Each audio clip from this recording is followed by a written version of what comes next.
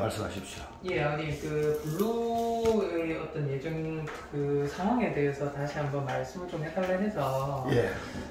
저도 그 예전 과거 자료들 한번 보면서 설명을 좀 한번 드릴게요. 예. 일단은 블루가 저희 병원에 처음 온 거는 2020년도 7월 7일입니다.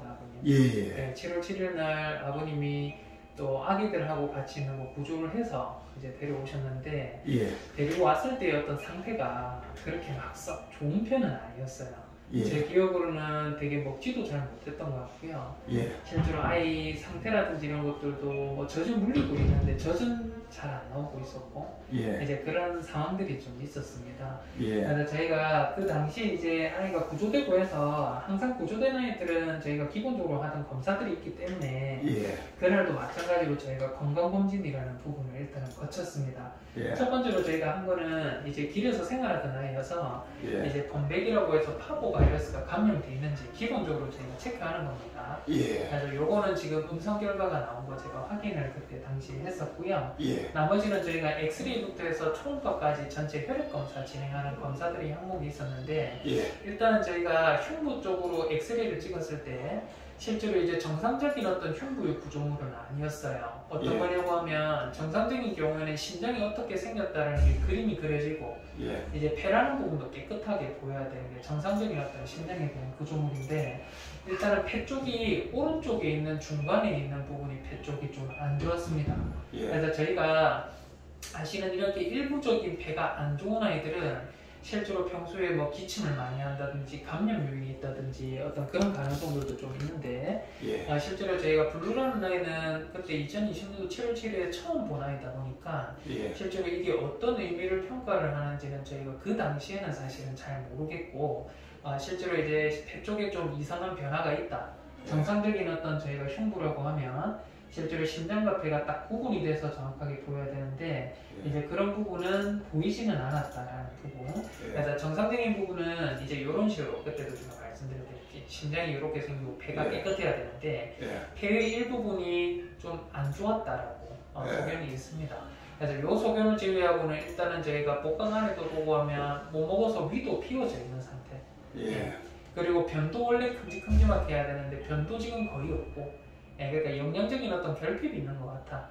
그리고 복강 안에도 가스가 좀 많이 차 있고, 이런 현상들이 좀 보였습니다. 그래서 이런 현상들이 보이고 해서 저희가 초음파도 한번 보고 했더니 왠지는 몰라도 복수가 있었어요. 복수가 예. 그래서 7월 7일 날에 저희가 검사를 한 기준으로는 간하고 비장하고 저희가 콩팥이라는 구조물 사이사이에 실제로 보면 복수라는 구조물이 상당히 많은 양이 있었어요. 그래서 그 당시에는 제가 복수라는 부분이 어떤 의미인지에 대한 부분을 생각을 해봤을 때, 물론 추정이기는 하지만 길에서 구조돼 왔었고, 또 애기들한테 젖도 물리고 있는 상태에서 너무 기력도 없고 먹은 것도 많이 없고 이러다 보니까, 저희가 아프리카에 사는 아이들 보면 배는 볼록한데 손발은 되게 얇잖아요. 그런 것처럼 그런 아이들은 영양적인 결핍 때문에 복수가 찬 아이거든요. 그래서 동물도 마찬가지입니다. 영양적인 결핍이 있고 하면 실제로 조금의 복수 같은 거는 보일 수 있겠다라는 부분. 다만 이거는 추정이기도 하고, 그래서 제가 그때 당시에는 복수가 왜 차고 있는지에 대한 원인, 모니터링 검사, 그리고 두 번째로는 폐라는 부분이 좀 안 좋게 보였는데 이게 왜 안 좋은지, 이게 과연 아이한테 어떤 영향을 끼치고 있는지, 요거를 병원에 입원을 하면서 저희가 조금 봐야겠다라는 생각을 좀 거쳤습니다. 그런 중에 저희가 이제 갑자기 저희가 블루가 그때 당시에 저희가 7월 7일 날에 했던 혈액 검사상으로는 근데 저희가 뭐 큰 어떤 이상이나 이런 거는 없었어요. 그래서 실제 보면 급성적으로 염증 수치가 조금 올라 있다라는 부분. 뭐 길에 사는 아이들은 뭐 폐 쪽도 지금 안 좋은 상태고, 그죠? 복수도 조금 있는 상태고 해서 이 염증은 분명히 어떤 유의미한 어떤 이유가 있기는 하겠지만 이것만으로 사실 뭔가의 질병 상태에 있다는 것은 확인하기가 좀 쉽지 않겠다라는 생각이 들었고요. 그 외적으로도 저희가 전체적인 혈액 검사를 거쳤을 때도 복수도 차고 있고 폐도 안 좋은데 혈액 검사는 혈당이 조금 올라 있다. 이거는 좀 스트레스 받거나, 그죠? 못 먹거나 해도 혈당은 오릅니다. 그래서 이런 부분 말고는 나머지 혈액 검사들이 다 정상 상태였어요.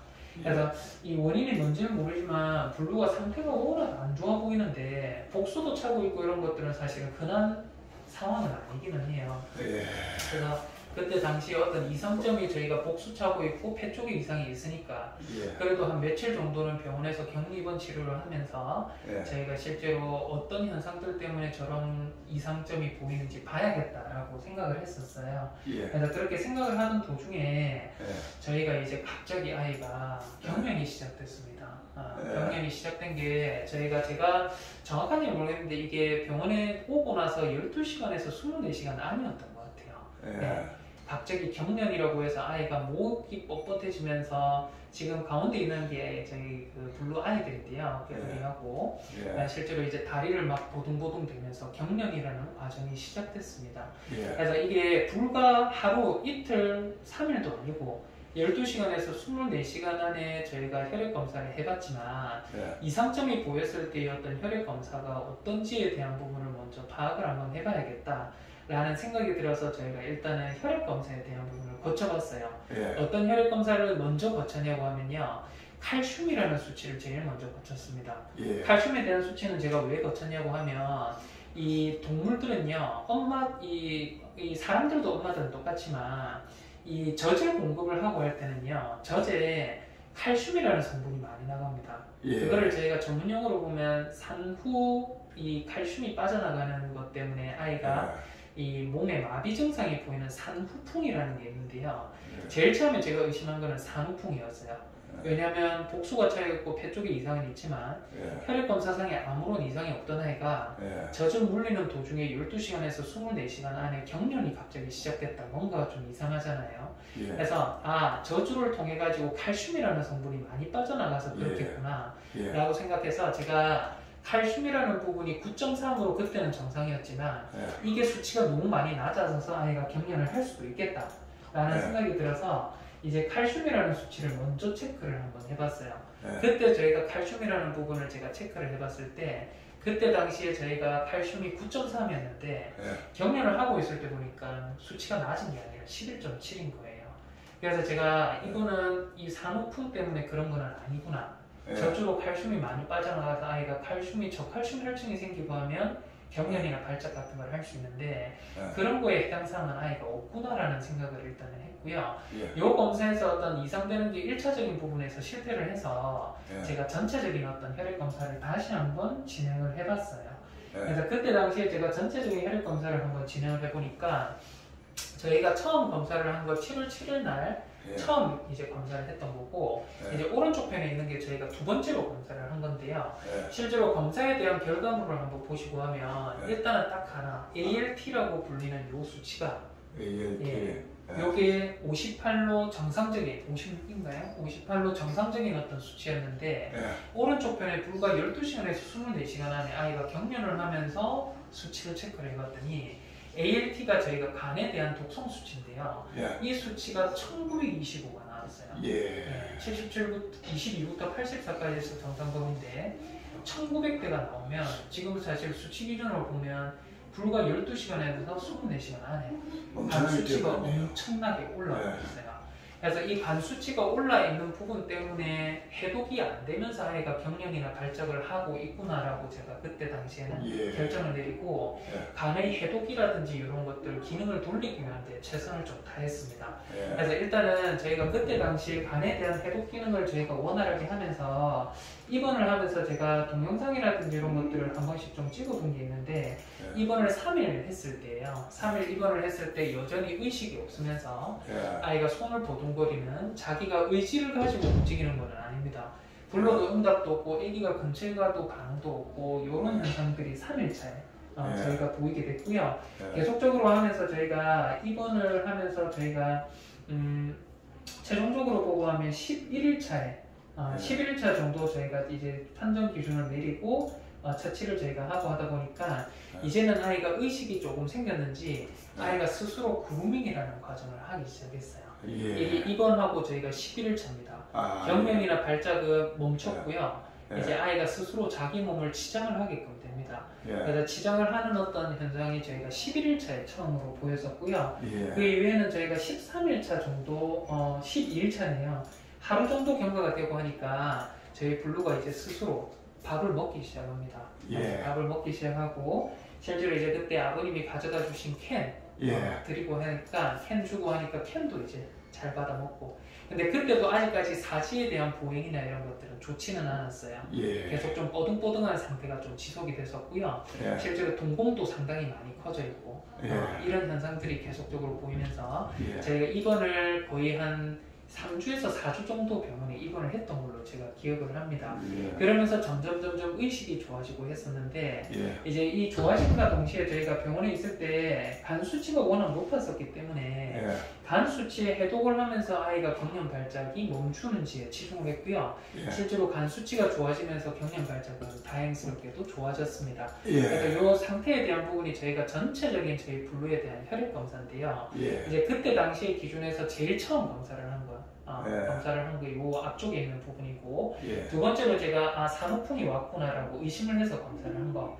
근데 그때 이상이 없어서 저희가 종합적으로 검사를 싹 다 했더니 간 수치가 56에서 1920으로 증가를 해 있어서 간에 대한 부분 저희가 이틀 3일차 측정을 해보니까 수치가 1900대에서 500대로 낮아지고 여전히 아이가 의식은 없기는 하지만 경련 발작은 멈춘 상태. 그리고 이제 계속적으로 저희가 처치를 하면서 입원을 하고 저희가 총 7일째 되는 날입니다. 이 날도 저희가 검사를 했더니 1900대에서 155대로 좋아졌고요. 실제로 이 현상이 완전 정상 범위에 진입이 되고 나서는 실제로 아이가 스스로 먹기 시작한 시점입니다. 그래서 이제 이런 것들이 저희가 11일차에 딱 보면 정상 범위 안에 건주가 들어오게 됐는데 일단은 간에 대한 게 문제가 되면서 아이가 경련 발작이 생겼구나. 그리고 간에 대한 문제 때문에 사실은 복수라는 부분도 조금 존재를 했었겠구나 라는 것들이 합리적으로 조금 이제 와닿게 된 어떤 순간이었어요. 그래서 제가 그때 당시에는 경련 발작이 왜 하는지를 모르고 내과적으로 처음 측정했을 때 아무 문제가 없다가 갑자기 간 수치가 한 배, 두 배가 뛴 것도 아니고 84까지 정상범인 게 1900대로 뛰었다라고 하면 이거는 분명히 뭔가 섭취를 하면서 갑자기 간에 독성이라든지 타격을 준 부분이 있겠구나 라는 생각을 합리적으로 했고요. 이제 그럴 만한 요인으로 보자고 하면 사실은 이제 중독성이 있는 물질을 뭔가 섭취를 했거나 아니면 농약에 대한 부분이거나 이제 특정 성분을 거론하기는 좀 그렇지만 여러 가지 이제 동물들이 또 맛을 좋아하는 성분들도 있고 해서 이제 그런 것들이 조금 합리적으로 간 수치를 이렇게 뛰게끔 만든 게 아닌가라는 생각을 아직까지도 제가 가지고 있기는 하거든요. 그때 제가 원장님한테 거기서 농약병을 하나 발견을 했는데 맞아요. 아버님이 그 얘기를 해주셨어요. 그 농약이 이상하게 무슨 달콤한 냄새가 난다. 제가 아는 상식으로는 농약은 굉장히 역한 그런 냄새로 알고 있는데 이 농약은 이상하게 초콜릿 비슷하게 맛있는 냄새가 나는 게 이런 농약도 있습니까? 그러니까 원장님이 그런 농약이 있는데 그때 농약 이름까지 말씀을 해주셨는데 설명은 제가 잘 모르지만 그거 말고 이제 자동차에 들어가는 부동액이라는 부분이 있는데요.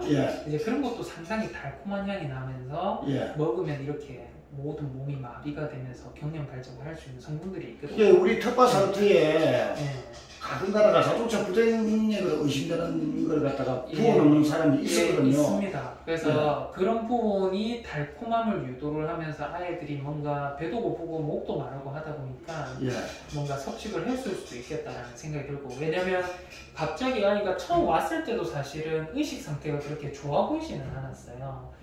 물론 제가 복수가 차 있고 이 폐가 조금 안 좋고 이런 것들이 워낙 깊은 속으로 생각하다 보니까 그렇지 않나 좀 생각을 했는데, 갑작스럽게 24시간이 되기도 전에 경련을 시작을 하면서 간 수치가 이렇게 뛰었다. 이거는 뭔가 진행 중에 아직 시작이 되기 직전의 상태에 아버님이 극적으로 좀 데리고 오셔서 저희가 아무런 이상점이 없다라고 나왔던 거지. 이게 제가 하루 이틀 건너서 왔으면 아마 아이가 운명은 좀 달리하지 않았을까라는 생각. 그때 제가 글생활 주머니한테 구조를 부탁해가지고 구조를 했을 때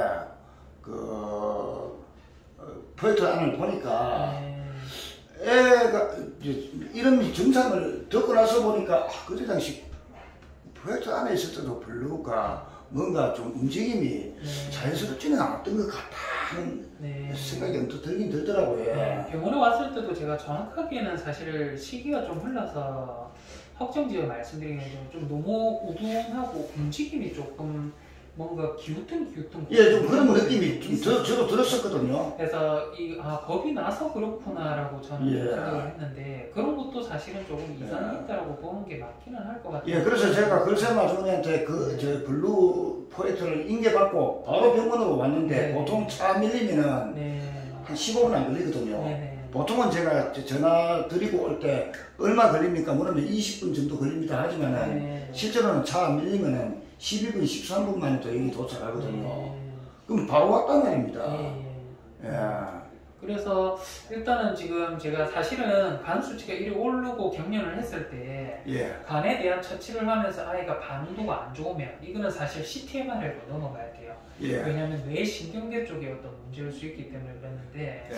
그때 당시에는 상황인지라고 워낙 급박하게 아이가 진짜 숨이 넘어갈 듯이 상황이 좀 흘러가고 해서 그때 당시에는 사실 저도 블루 때문에 초기에는 아마 병원에 좀 새벽에도 주사 마치고 좀 같이 있고 이랬던 게 조금 있었지 않나라는 생각이 아니 그때 원장님이 고생 많으셨습니다. 네. 블루 때문에 밤늦게 퇴근도 못 하시고 예. 새벽에도 또 병원에 예, 오시고 맞아요. 여러 번 제가 하셨던 그런 걸로 제가 기억이 알고 있어서 있거든요. 블루는 좀 특별하게 기억이 조금 나기는 해요. 나기는 예. 하는데 일단은 이게 뭐 원인은 정확하게 100%는 아닙니다. 근데 지금 합리적으로 의심하는 거는 간 수치가 뛰었고 예. 간 수치가 뛰기 전에도 복수도 좀 있었었고 아이가 상태가 뛰고 나서 간의 수치가 뛰면서 경련이 시작됐고 예. 간 수치가 좋아지면서 경련이나 발작이 멈췄다 예. 하면 간에 독성이 있는 어떤 거를 섭취를 했을 가능성이 높겠구나. 예. 그냥 이 뇌신경계 쪽의 어떤 문제라기보다는 예. 이제 그런 생각이 좀 듭니다. 그래서 지금도 블루가 보면은 그럴 때 보면은 약간 예. 뒤뚱뒤뚱거리는 좀 예. 조금 약간은 예. 불안정한 그런 예. 거리고 예. 그렇거든요. 예. 그래서 그래서 이게 경련 발작을 하면서 어느 순간부터 눈에 대한 초점이 좀 없다라는 생각이 들었어요. 예. 아무래도 매일매일 그때 촬영하러 오시면서도 예.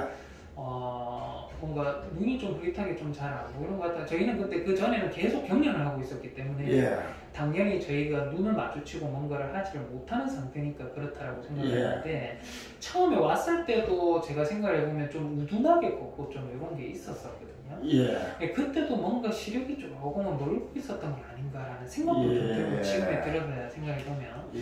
그래서 어느 순간부터 이게 경련 발작을 하면서 이거에 대한 어떤 사이드 이펙트 그러니까 부작용으로 예. 이제 눈이 멀었거나 예. 아니면 눈이 처음 왔을 때부터 조금씩 멀고 있었던 상태거나 뭐 이제 그런 것들이 좀 있지 않을까라는 생각도 들고 그 제가요. 눈도 저희가 정밀 검사를 한번 받아보셨잖아요. 그죠? 예. 네, 큰 병원 가셔서 예.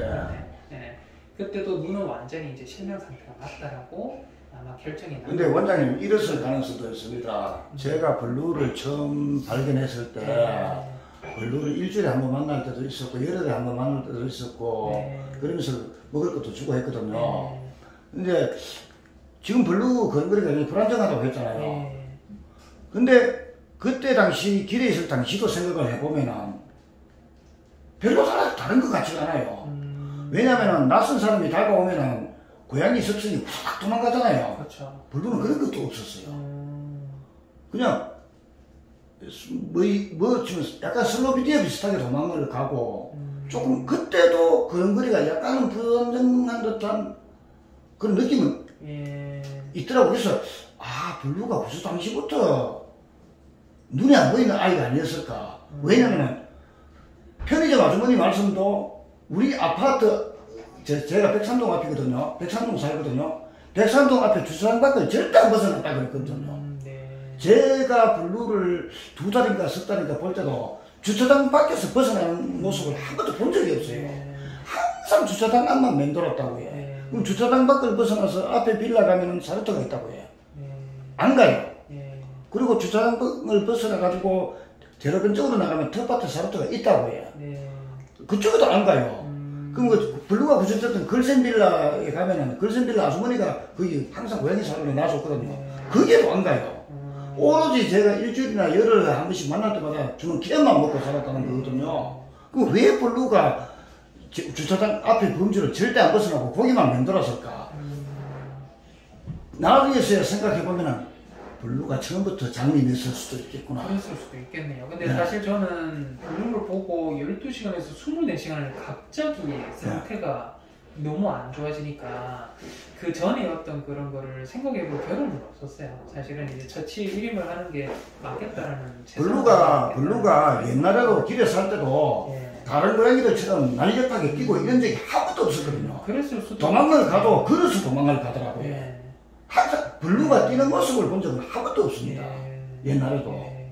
그래서 길냥이 시절에도 장님이 있을 수도 있겠구나. 그랬을 수도 있겠네요, 실제. 그래서 블루가 제가 그 메디컬 센터 원장님이 소개를 해가지고 거기 가서 정밀 검진을 CT를 찍고 했잖아요. 네네네. 시신경이나 시신경 계통은 전부 다 정상인데 뇌압이 높아서 네. 그 뇌압이 시신경을 누르고 있어서 앞이 안 보인다고 네. 하셨잖아요. 맞습니다. 예, 예. 그렇게 얘기를 하셨죠, 그죠? 예. 그래서 그거를 처치를 했는데도 안 돌아왔어요. 예. 그죠? 그래서 저는 지금 생각해 보면 그냥 제 추정이긴 하지만은 처음부터 장님이었을 가능성도 상당히 있겠구나. 왜냐하면 블루가 날렵하게 뛰는 모습을 한 번도 본 적이 없거든요. 그때는 블루가 안 했고 그냥 얘야 맛있는 거 줄게 도망을 가면은 도망을 가면 보통 후다닥 뛰어서 도망을 간다고요. 블루는 걸어서 도망을 가요. 걸어서 항상 걸어서 도망을 가더라고요. 그래 그걸 생각을 해보면 이놈이 처음부터 장님이었을 수도 있겠구나. 그럴 가능성도 있네요. 왜냐면 이 얘기는 저는 또 처음 듣네요. 하도 저쪽에서 독극물을 갖다가 고의적으로 내가 먹였네 자꾸 이렇게 괴롭히니까 괴롭힐 생각을 다 하는 거라. 옛날 추적해가지고 되새겨 생각해보고 길에 있을 당시에도 블루가 뛰는 모습을 한 번도 본 적이 없다. 내가 맛있는 거 주려고 다가가면은 항상 걸어서 도망을 갔거든요. 뛰는 모습을 한 번도 본 적이 없어요. 주차장 밖을 한 번도 벗어난 적도 없고 특이하잖아요. 특이하네요, 진짜. 그 좁은 주차장 안을 절대 안 벗어났으니까. 보통은 안 그러는데, 그죠? 그리고 새끼 데리고 입소할 때 처음으로 주차장 밖을 벗어난 겁니다. 처음부터 장님 고양이였을 수도 있겠네요. 그럴 수도 있겠네요. 아무리 얘기 들어보니까. 그런 상황들이 예전에 구조되기 전에도 반복됐었다라고 하네요. 알겠습니다. 그러면은 결과적으로 원장님이 블루가 독극물을 먹었을 가능성이 있다고 말씀하시면은 바로 간 수치가 맞아요. 급격하게 뛰었기 때문에 그걸로서 이제 근데 간 수치가 정상일 때도 복수가 있으면서 뭔가가 안 좋았어요. 사실은 안 좋은 건 맞았고, 일단은 근데 이제 수치가 워낙 갑자기 간 수치가 뛰어버리니까 병력이 갑자기 일어나면서 간에 어떤 문제를 타격을 주는 뭔가가 있었구나. 그리고 그거를 해소하면서 아이가 이상적으로 좋아졌으니까 실제로 그거 문제구나. 간에는 뇌신경계 쪽 때문에 뇌압 때문에 문제가 되면서 경련 발작을 했었다라고 하면 아직도 계속 했었어야죠. 그래서 제가 블루가 독극물을 섭취했을 가능성이 있다는 원장님 말씀을 딱 듣고 나서 보니까 블루가 있었던 걸센빌라 그 주차장 뒤편에 보면요 스티로폼을 수십 개 쭉 놔놓고 이런 그 바짝물을 갖다가 거기서 재배를 하고 있는 게 기억이 나더라고요. 그러면 농약을 줬을 가능성이 있겠구나. 이래가지고 제가 다 뒤졌어요 거기를. 실제로 농약병이 나왔거든요.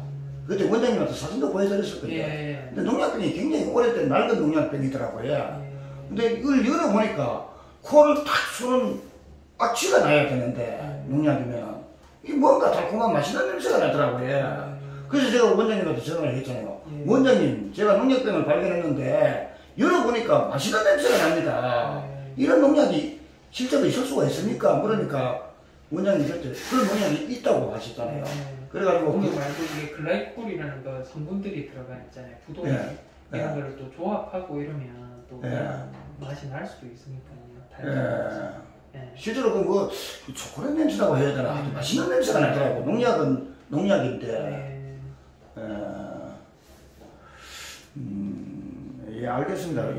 그러면은 뭐 더 이상 세부적인 설명은 필요 없겠네요. 일단은 아버님이 궁금하다 하셔서 제가 요거는 설명을 좀 드렸는데 그때 당시 기억을 더듬어 보면 제가 지금 의식대로 해서 설명했던 부분이 아마 제가 진료를 하면서 계속 진료를 좋아지게 하기까지 계속적으로 반복을 했던 부분이 아닌가 싶고 일단은 이제 정확한 뭐 확진은 아니지만 뭔가가 수치가 오르면서 어떤 증상이 시작됐고 이 수치가 좋아지면서 증상이 소실되었다. 저도 원장님 말씀 들어보니까 그렇죠. 무슨 말씀인지 100% 이해되네요. 정상 수치에 있다가 뭐 하루 사이에 갑자기 이렇게 간 수치가 뛰어버리니까 맞아요. 독극물을 먹으면 간 수치가 뛰잖아요. 그럴 수 있죠. 그러니까 독극물을 의심을 했고.